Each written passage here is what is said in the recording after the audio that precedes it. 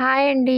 మీలో ఎంతమందికి బయట వాన పడుతుంటే ఇట్లా వేడివేడిగా మిరపకాయ బజ్జీలు తినాలని అనిపిస్తది చెప్పండి?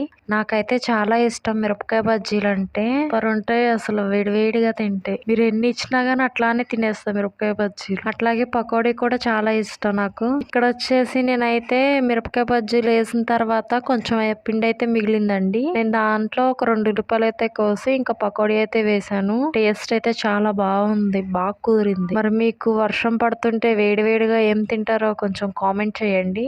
నాకులాగా మిరపకాయ బజ్జీ అంటే ఇష్టమా? లేకపోతే మీరు వేరే ఏదైనా స్పెషల్ తింటారా? నేను ఈ మిరపకాయ బజ్జీలో కొంచెం సన్నగా చీరి దాంట్లో ఒక ఉల్లిపాయ కోసి ఇంకా నిమ్మకాయ పిండి తింటే ఉందండి సూపర్ ఉంటుంది. దాంట్లో అట్లాగే వేయించిన పల్లీలు కూడా వేసుకుంటే టేస్ట్ బాగుంటుంది. కాకపోతే నేను వేయలేదు. ఈ వీడియో కనుక మీకు నచ్చినట్లయితే please like, share, subscribe for my YouTube channel. Thanks for watching.